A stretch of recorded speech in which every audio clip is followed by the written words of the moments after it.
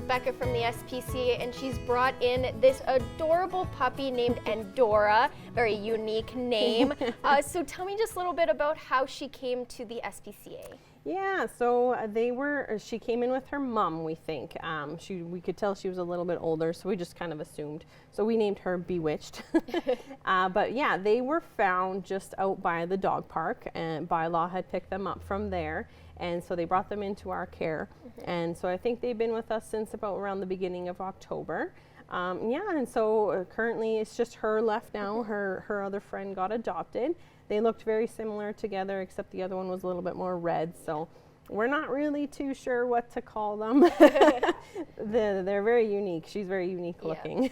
Yeah, and just seeing her or meeting her for a little bit, she's super gentle. Even when she grabs the treat out of your hand, for a puppy, that's amazing. Yes. She's super gentle and loves just interacting with people. Is that kind of the personality she's had since having her? Yeah, like I think when we had the other one, she used her as a bit of a crutch. She was a little bit more shy initially, and then yeah, like just even kind of bringing her here today, she's kind of even seems a little bit more open. And yeah, so I mean, I think just now that she's kind of on her own, she's kind of exploring a little bit more. Yeah, she's just such a really good, for like, yeah, we think she's around 2-ish years old. But yeah, for that age, you know, she's pretty chill.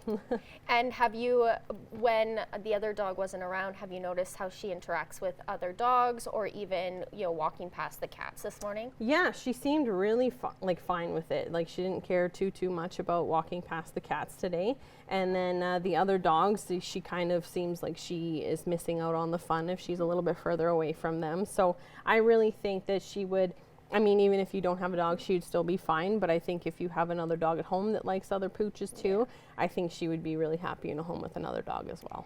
And, you know, even just seeing how gentle she is, so she'd be okay with smaller children, of course, knowing the boundaries and stuff like that. Yeah, like I think, again, like we always recommend those meet and greets just to see. We haven't had, like I had a school group in last week, and she really just kind of was checking them out kind of thing. And again, she was kind of whining on the other end because she wasn't right near the kids. So she, again, seemed like she was missing out on all the fun. So again, yeah, like we said, we always recommend those meet and greets first just to make sure everybody gets along. And then, but yeah, I don't see any real issues. Even with her jumping up, it's kind of like a slow jumping up just to check you out, and then she's back on the floor kind of thing. And have you noticed when she first came in, did you notice any medical problems, or is she pretty healthy? Yeah, no, they were both just quite happy and healthy. The other one seemed to have a scarring kind of around her back hip, so we don't know if maybe at one point she got caught in a snare or something. But other than that, they're both really good and a little whiny sometimes, but but pretty good, yeah. And so how have you been doing with the number-wise with dogs and cats lately? Not too bad. Again, like, you know, we're just trickling in with the cats still, but, and the same with the dogs. You know, last week we had 15 adoptions, so that was really, oh goodness, I know. And it was really good week for adoptions. So we're not doing too bad. Like, we're still able to call here and there off the waiting list, so that's nice to be able to get through that. But yeah, so it's not flooding in right now, so which is nice. Good. Yeah. And so is there any events coming up or anything that the SPA is being involved in? Yeah, we're still just planning our jail and bail. So I mean, that's still on the go. We're going to be in the Christmas craft fair this weekend. Just getting antsy. Yeah, we're going to be in the Christmas craft fair this weekend, so come see us as well. And also we're going to have the Red Silhouette dog there with us too for you to sign for the Family Violence Month here. And yeah, we just had our adoption event this weekend too, so we did 5 adoptions there as well. And is there any info that you can give on your jailbreak event? Yeah, it's going to be on December 12th, and it's going to be from 7 a.m. to 7 p.m., and we're hoping to lock up a whole bunch of Lloydminster people. That's awesome. And so with the craft fair that's coming up this weekend, what can people expect to see with you guys?